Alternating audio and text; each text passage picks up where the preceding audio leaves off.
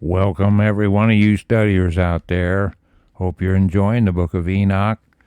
Here we are in 63, and these are still the fragments of Noah's writings. Okay. We're going to read some and harmonize it at the end of our Noah reading here. We're going to go to Isaiah, and we're going to go to 2 Kings, start there in 23 of 2 Kings. Okay, so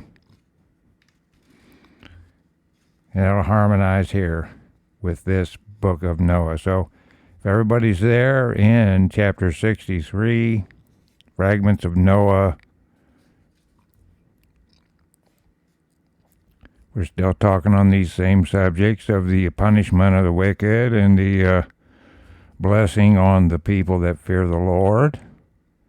Okay, so anyway, 63, fragments of Noah, verse 1, it says, "In those days shall the mighty and the kings who possess the earth implore him to grant them a little respite from his angels of punishment to whom they are delivered, that they might fall down and worship before the Lord of spirits and confess their sins before him. 2, and they shall bless and glorify the Lord of spirits and say, Blessed is the Lord of spirits and the Lord of kings." Now here they are up against the wall, the judgment day's here. They've been cast down off their mighty thrones, and now here they are, back shuffling from their wickedness. But is that going to be okay? Well, obviously, it's not. But every knee will bow. Okay, that's what the Bible teaches throughout. And I'll go on here, and the Lord of the mighty, and the Lord of the rich, and the Lord of glory, and the Lord of wisdom.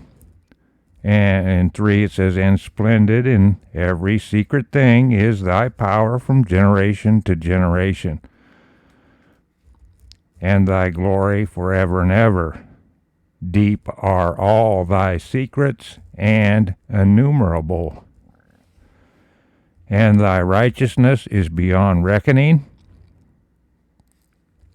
We have now learnt that we should glorify and bless the Lord of kings and him who is king over all kings.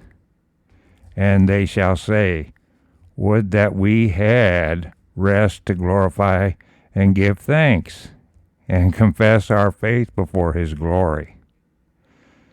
In 6 it says, "And now we long for a little rest, but find it not."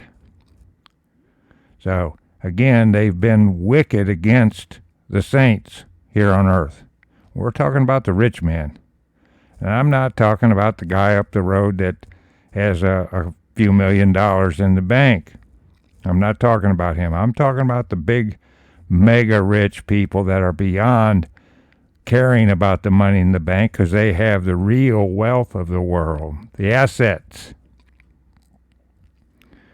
And those people. So there's an exception to this rule here. For me, a couple million in the bank's a lot. The people that we're really zeroing in on here, that is nothing. That is chump change to those people. In fact, as I studied the communist agenda, they said that money is not real wealth. This comes right out of their communist doctrine, that money is only there to control people. That's it. It isn't real wealth. And back at OU, I didn't understand that, but I sure understand it now. So here they are repenting, but it's way too late. Okay, just think of the damage that the 10 unseen merchant kings have done to the earth. Not only destroying the earth, but the people, souls of men, trafficking slaves. That's what they're doing today. So we follow hard upon and obtain it not. and light is vanished from before us, and darkness is our dwelling place forever and ever. For we have not believed before him, nor glorified the name of the Lord of spirits, nor glorified our Lord. But our hope was in the scepter of our kingdom. Yeah, that's it. There's your world government right there. In a nutshell. So, but our hope was in the scepter of our kingdom. There it is with their Antichrist. And in our glory. And in the day of our suffering and tribulation, he saves us not. And we find no respite for confession that our Lord is true in all his works and in his judgments and his justice. And his judgments have no respect of persons, and we pass away from before his face on account of our works. And all our sins are reckoned up in righteousness. Now they shall say unto themselves, our souls are full of unrighteous gain, but it does not prevent us from descending from the midst thereof into the burden of Sheol, and after their faces shall be filled with darkness and shame before the Son of Man. And they shall be driven from his presence, and the sword shall abide before his face in their midst. Thus spake the Lord of spirits. This is the ordinance. That's the doctrine given by angels, and judgment with respect to the mighty and the kings, and the exalted, and those who possess the earth before the Lord of spirits. So there they are. The Antichrist bloodline, the Rothschilds, down you go. They're banker minions and people that created all these evil societies. The Rockefellers, down you go. The chemical poisoners, the DuPonts, the lousy Satanists, down you go. The Collinses, poisoners, involved in the poisoning with Fauci of the world through the jab and the mark of the beast. The Collins, down you go. The Bundys, down you go. The Astors, down you go. You follow me? You have no hope. But on we go in chapter 64. And other forms I saw hidden in that place. I heard the voice of the angel saying, these are the angels who descended to the earth and revealed what was hidden to the children of men and seduced the children of men into committing sin. So there we go in that chapter, hearing the fragments of Noah and what happened. There's the fallen angels there. Go back to that descent to Mount Hermon and what they did to the world, and they're still polluting the world today. As mankind has these religions that just gush over contacting the fallen angels, all forms of sorcery and witchcraft, and the gates of hell, all the portholes are opening, all of that, all involved in all these ungodly religions of the earth. That is all the results of these fall, Satan and his minions, Lucifer and his minions, and all the ungodly having sex with these ungodly creatures from the other dimension is the Aristotle of all their religions. So chapter 65, we go on here. And in those days Noah saw the earth that it had sunk down, and its destruction was nigh. And he arose from thence, and went to the ends of the earth, and cried aloud to his grandfather Enoch. And Noah said 3 times with an embittered voice, Hear me, hear me, hear me.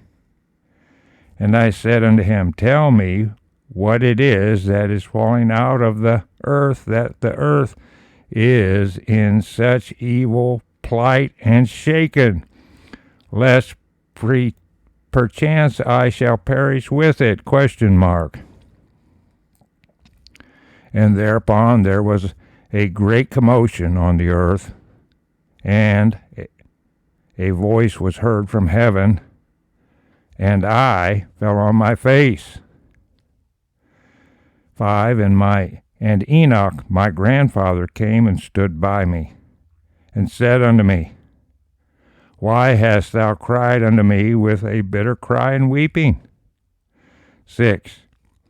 And a command has gone forth from the presence of the Lord concerning those who dwell on the earth, that their ruin is accomplished, because they have learnt all the secrets of the angels, and all the violence of the Satans, plural, and all their powers, the most secret ones, and all the power of those who practice sorcery, and the power of witchcraft, and the power of those who make molten images for the whole earth.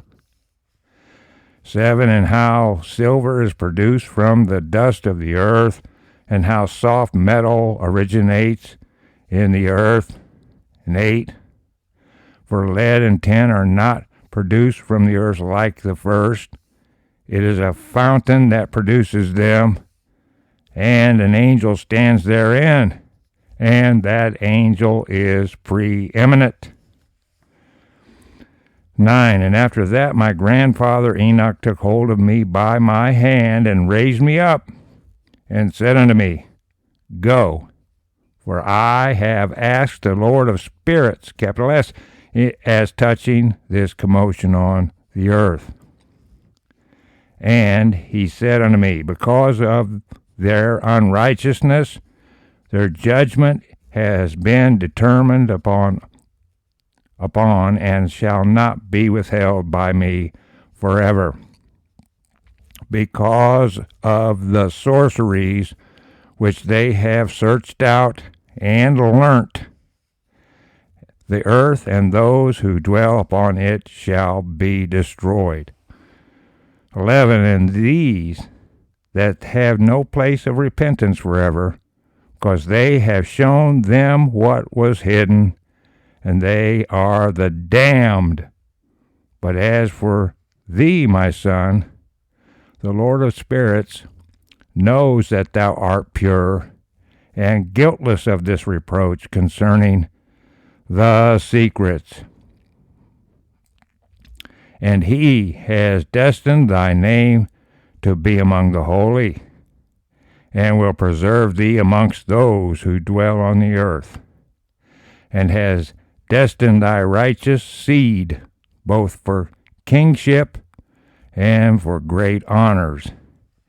And from thy seed shall proceed a fountain of righteousness and holy without number forever. And that's the end of 65.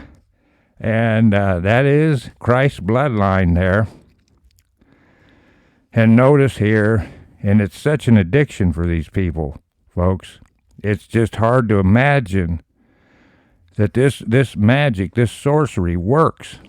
And it's, every foul thing from the sex magic to the human sacrifice, the opening of the portholes, okay? And all the ungodly stuff that it gives them these prophecies. It allows them to gain their wealth. It is an addiction. It's worse than drugs. It's just hard to beat this doctrine out of people once they are involved with it. That's what the Kabbalah is. The Kabbalah is nothing more than sorcery and witchcraft. They contact angels through a plethora of things, from hallucinogenic drugs to meditation, seances of different types, the sex magic, the porthole opening, the ungodly shedding of blood. All these creatures from the other dimension love the ungodly sex and innocent blood that they demand. Okay? And that carried right over past the flood. Notice that the giants were before the flood and after the flood. See, you got the same religion that was before the flood, the Baal worship, Kabbalah. The Baal is God, which is another name for Satan, for Lucifer. And it carried right over past the flood. Okay, but the saints are what? Destined for glory, aren't we? So here we got 23 in 2 Kings, and we're going to get a good description of what happened here to the children of Israel. And they're not alone. This went all across the firmament of the earth again. In fact, you can't find a peoples anywhere where this ungodly religion didn't come back like an old poison ivy plant that you thought was dead. It still had root, and it came back with a vengeance. Now, let's look here at what happened to the children of Jacob here. So here we are in 23, and we have Josiah causeth the book to be read in a solemn assembly now. And when it's read, he takes action. But yet, as we read this, it exposes the ungodly religions that were warned to stay away from all forms of witchcraft and sorcery, to stay away from them. I don't care how many Harry Potter films tries to fluff it up and make it seem okay. Sorcery is an abomination to God, and there's no such thing as white witchcraft. None. And in 4, now this is verse 4 I'm going to start with. And the king commanded Hilkiah, okay, the high priest, and the priests of the second order, and the keepers of the door, to bring forth out of the temple of the Lord all the vessels that were made for Baal. That's the Satan, folks. And for the grove, the planting of the groves, folks. And for all the host of heaven. That's your astrology and your worship of the sun and the moon and the stars. And he burnt them without Jerusalem in the fields of Kidron, and carried the ashes of them unto Bethel, and that's where the great porthole and the idolatry and the calf to Moloch was set up. 5, and he put down the idolatrous priests whom the kings of Judah had ordained to burn incense in the high places. That's the other thing, high places, just like the Tower of Babel. Get up there, worship the host of heaven, be near your gods, let them come down, mate with people, and sacrifice innocent blood. High places in the cities of Judah and in the places round about Jerusalem. Them also that burnt incense unto Baal, to the sun, to the moon, and to the planets, and to all the host of heaven. There it is again. And this religion has not went away, folks. There are these groves across America and around the world, high places and in the valleys. In 6, and he brought out the grove from the house of the Lord without Jerusalem unto the brook Kidron, and burnt it at the brook Kidron, and stamped it small to powder, and cast the powder thereof upon the graves of the children of the people. And he brake down the houses of the Sodomites that were by the house of the Lord, where the women wove hangings for the grove. Okay, and that's another thing. Homosexual sex attracts these creatures from the other dimension. They love it. Why not be a homo? I'll tell you why. You're attracting a devil. That's why. And here it is in 7. In 8 it says, and he brought all the priests out of the cities of Judah, and defiled the high places where the priests had burnt incense from Geba to Beersheba, and brake down the high places of the gates. Get that. The gates that were in the entering in of the gate of Joshua, the governor of the city, which were on a man's left hand at the gate of the city. Now you see many times there's a physical gate assembled there where the porthole is to be opened. So you have the spiritual gate, ungodly spiritual gate, along with the physical gate in our reality. So there's the interdimensional porthole. And anyway, in 9, nevertheless, the priests of the high places came not up to the altar of the Lord in Jerusalem, but they did eat of the unleavened bread among their brethren. Now here's a place for human sacrifice. This goes all the way back.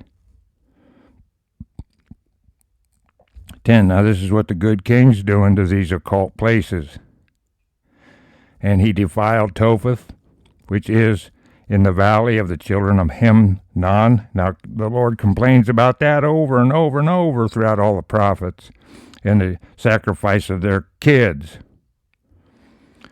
All right, and 10, and he defiled Topheth, which is in the valley of the children of Hinnom, that no man might make his son or his daughter to pass through the fire to Molech. Okay, folks, what do you think of someone taking a live child, your son or your daughter, and throwing them in the fire alive because these creatures from the other dimension demand that innocent torture?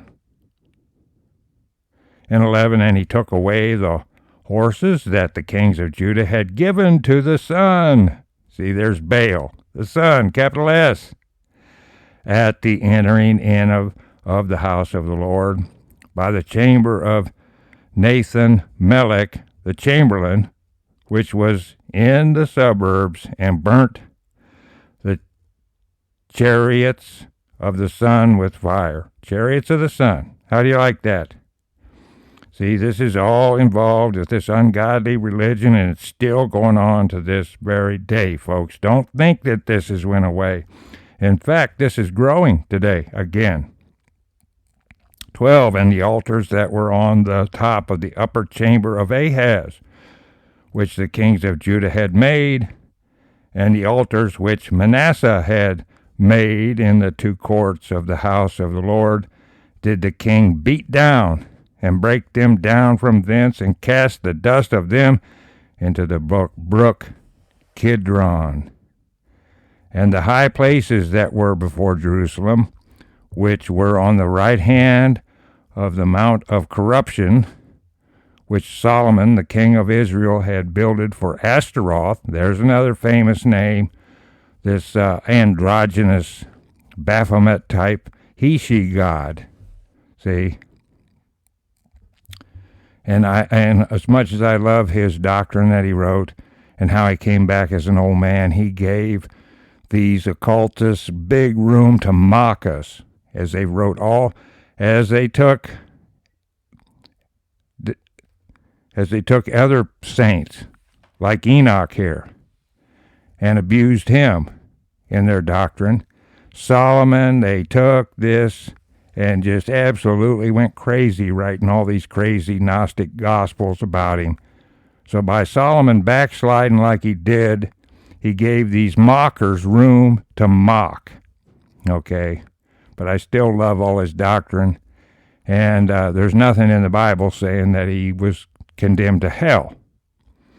All right, but here he built this house for Ashtaroth. That's a big one. The abomination of the Zidonians, and Chemosh, the abomination of the Moabites, and for Milcom, the abomination of the children of Ammon, did the king defile. Okay, and all of those contact the fallen angels, and all of them contact demons, and all of them use human sacrifice and worship the heavens and open their portholes. Every one of those religions, every one of those gods. In 14, and he brake in pieces the images and cut down the groves and filled their places with the bones of men. New paragraph, we're going to talk about Bethel here. That's used to this very day, folks, okay, by the Rockefellers. And they fund these ungodly cult Christian groups from Bethel. And they do human sacrifice today here. So in 15, new paragraph, moreover, the altar that was at Bethel and the high place, which Jeroboam, the son of Nebat, who made Israel to sin, had made, both that altar and the high place he brake down and burnt the high place and stamped it small to powder and burnt the grove. 16, and as Josiah turned himself, he spied the sepulchres that were there in the mount, and sent and took the bones of the sepulchres and burnt them upon the altar and polluted it according to the word of the Lord, which the man of God proclaimed, who proclaimed these words. You see, they're keeping the bones as a talisman, folks. They just are. They're an idol to these people. They love to stay in the monuments of death and play with skulls and bones. Okay, 17, then he said, what title is that I see? And the men of the city told him, It is the sepulchre of the man of God, which came from Judah, and proclaimed these things that thou hast done against the altar of Bethel. 18, and he said, let him alone, let no man move his bones. So they let his bones alone, with the bones of the prophet that came out of Samaria. 19, and all the houses also of the high places that were in the cities of Samaria, which the kings of Israel had made to provoke the Lord to anger, Josiah took away and did to them according to all the acts that he had done in Bethel. 20, and he slew all the priests of the high places that were there upon the altars, and burnt men's bones upon them, and returned to Jerusalem. 21, new paragraph. And the king commanded all the people, keep the Passover unto the Lord your God, as it is written in the book of the covenant. 22, surely there was not holden such a Passover from the days of the judges that judged Israel, nor in all the days of the kings of Israel, nor of the kings of Judah. All right, but in the 18th year of King Josiah, wherein this Passover was holden to the Lord in Jerusalem, period, in 24. New paragraph, moreover, the workers with familiar spirits. That's what I'm talking about. That is contacting these demons and getting familiar with them, and even having sex with them. With familiar spirits and the wizards and the images and the idols and all the abominations that were spied in the land of Judah and in Jerusalem did Josiah put away, that he might perform the works of the law which were written the words of the law, that he might perform the words of the law which were written in the book that Hilkiah the priest found in the house of the Lord. And we'll stop right there. This is the same religion that was there pre-flood. Okay. And as we're turning here to the book of Isaiah, we're going to go over a little bit more of it. See, this is what got the earth flooded. Okay? And we are where? Isaiah 44. We're in Isaiah 47, folks. And we're going to start with verse 7 and read through 11. And this is the same religion. This is all the stuff that was pre-flood. It's all proven through the archaeology of the Nephilim and the giants. They had this sun worship to Baal. It's the same thing. So here we're going to start in Isaiah, if you're there, 47, and I'm going to start with 7. It's got a new paragraph mark. And thou saidest, I shall be a lady forever. He's talking about the whore of Babylon. Okay, and she was there before the flood. She was there with Nimrod, who the Rothschilds worship, and all the ungodly 10 unseen merchant king bloodlines worship Nimrod. That's who they mean when it comes to the tribe of Dan. They're not talking about Dan, the 13th tribe. No, they're talking about Babylon. So here the whore says, I'll be a lady forever, so that thou didst not lay these things to thy heart, neither didst thou remember the later end of it. Yeah, and if you'd read Enoch in the Bible, you'd know the later end of your religion out there, you pagans, you devil worshippers. In 8 it says, therefore, hear now this, thou that art given to pleasures, that dwelleth carelessly. Thou sayest in thine heart, I am. That's what? The name of God. And none else besides me. See, you're a God, aren't you? I shall not sit a widow, neither shall I know the loss of children. In 9 it moves on. But these two things, this is on the whore of Babylon. Better go to the book of Revelations and look, you pagans out there. But these two things shall come to thee in a moment, in one day. The loss of children and widowhood. They shall come upon thee in their perfection. For the multitude of thy sorceries, and for the great abundance of thine enchantments. New paragraph in 10. It says, for thou hast trusted in thy wickedness. Thou hast said, none seeth me. Thy wisdom and thy knowledge, it hath perverted thee. And thou hast said in thine heart, I am. See, they think they're gods, and none else besides me. In 11, another paragraph, therefore shall evil come upon thee. Thou shalt not know from whence it riseth, and mischief shall fall upon thee. Thou shalt not be able to put it off, and desolation shall come upon thee suddenly, which thou shalt not know. All right, I'm going to stop there. But look down here. Look down here in 13. Thou art wearied in the multitude of thy counsels. Let now the astrologers, the stargazers, the monthly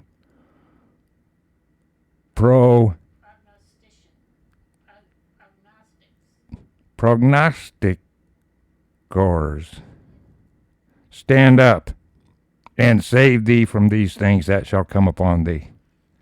Behold, so there you got all your astrology tied into this idolatry. And here you are going to be stubble. Listen to this. Behold, they shall be as stubble. The fire shall burn them. They shall not deliver themselves from the power of the flame. There shall not be a coal to warm at, nor fire to sit before it. Thus shall they be unto thee with whom thou hast labored, even thy merchants. Get that? The merchant kings, the whore of Babylon here going down from thy youth. They shall wander every one to his quarter. None shall save thee. Okay, folks. Again, this is the whore of Babylon. She goes back pre-flood. This is what Noah saw.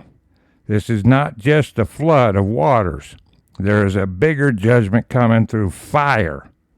And that comes through this whore of Babylon.